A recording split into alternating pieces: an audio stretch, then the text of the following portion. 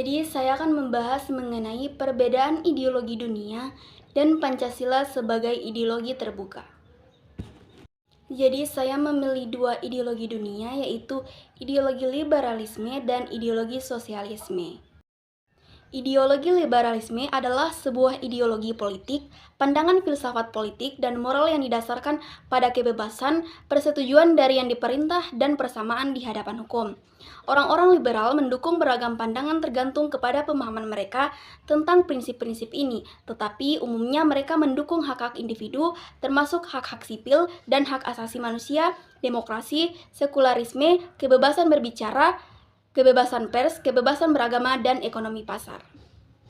Selanjutnya ada ideologi sosialisme, yaitu adalah ajaran ataupun paham kenegaraan serta paham ekonomi yang mengupayakan agar harta benda, industri, serta perusahaan menjadi milik negara. Sosialisme sendiri lahir di awal abad ke-18. Pada masa ini terjadi banyak pemberontakan dari kaum buruh industri serta para buruh tani. Pemberontakan ini sendiri bertujuan untuk memperjuangkan masyarakat yang egaliter ataupun setara antara yang satu dengan yang lainnya.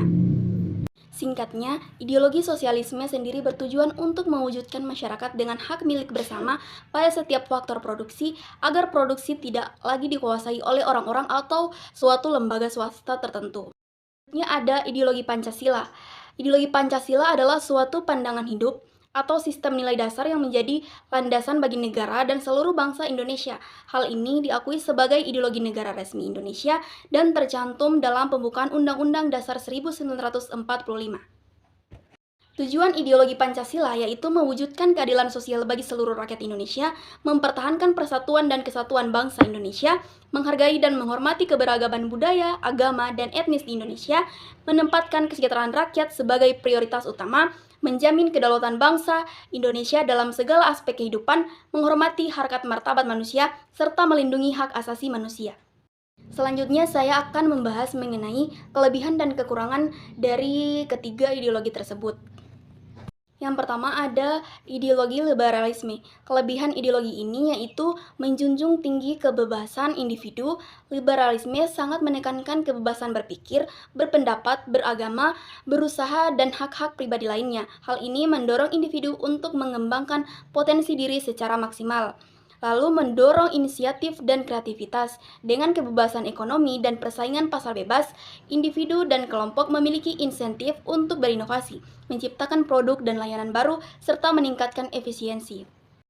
Kekurangan dari ideologi liberalisme yaitu potensi ketidaksetaraan. Penekanan pada kebebasan ekonomi dan persaingan bebas dapat menyebabkan kesenjangan pendapatan dan kekayaan yang besar antara individu dan kelompok dalam masyarakat. Lalu, eksploitasi pekerja. Dalam sistem ekonomi liberal yang mementingkan keuntungan, pemilik modal berpotensi mengeksploitasi pekerja untuk menekan biaya produksi. Yang kedua ada kelebihan ideologi sosialisme, yaitu pemerataan kesejahteraan. Sosialisme bertujuan untuk mengurangi kesenjangan ekonomi dan sosial dengan mendistribusikan kekayaan dan sumber daya secara lebih merata kepada seluruh masyarakat. Lalu ada solidaritas sosial. Kepemilikan dan tanggung jawab kolektif dapat memperkuat rasa solidaritas dan kebersamaan antar anggota masyarakat. Kekurangan ideologi sosialisme yaitu kurangnya insentif dan inovasi. Kepemilikan kolektif dan kurangnya persaingan dapat mengurangi insentif bagi individu dan perusahaan untuk bekerja keras, berinovasi, dan meningkatkan efisiensi. Lalu ada potensi penyalahgunaan kekuasaan, yang dimana kekuasaan negara yang besar dalam mengelola ekonomi dapat berpotensi disalahgunakan oleh para penguasa untuk kepentingan pribadi atau kelompok. Yang ketiga ada kelebihan ideologi Pancasila, yaitu pemersatu bangsa yang majemuk. Pancasila mampu mengakomodasi keberagaman suku, agama, ras, dan antar golongan yang ada di Indonesia, menjadikannya landasan persatuan dan kesatuan bangsa. Sila-sila Pancasila memberikan kerangka nilai bersama yang dapat diterima oleh seluruh masyarakat. Lalu ada fleksibilitas dan adaptabilitas. Pancasila bukanlah ideologi yang kaku. Nilai-nilainya yang universal dapat diinterpretasikan dan diimplementasikan sesuai dengan perkembangan zaman dan tantangan yang dihadapi bangsa Indonesia. Kekurangan ideologi Pancasila, yaitu interpretasi yang subjektif. Sifat Pancasila yang terbuka terhadap interpretasi dapat menimbulkan penafsiran yang berbeda-beda, bahkan terkadang disalahkan untuk kepentingan kelompok tertentu. Lalu ada implementasi yang belum optimal. Meskipun nilai-nilai Pancasila luhur, implementasinya dalam praktik seringkali belum sesuai dengan cita-cita yang terkandung di dalamnya. Korupsi, ketidakadilan sosial, dan intoleransi masih menjadi tantangan nyata. Pancasila sebagai ideologi terbuka adalah pandangan hidup bangsa Indonesia yang mengandung nilai dasar dan nilai instrumental yang dapat berinteraksi dengan perkembangan zaman dan dinamika secara internal. Ideologi terbuka merupakan bentuk ideologi yang tidak dimutlakkan dan terlahir dari hasil kesepakatan masyarakat. Pancasila sebagai ideologi terbuka senantiasa berkembang seiring dengan perkembangan aspirasi, pemikiran, dan akselerasi dari masyarakat. Tujuannya adalah untuk mewujudkan cita-cita untuk hidup berbangsa dalam mencapai harkat dan martabat kemanusiaan.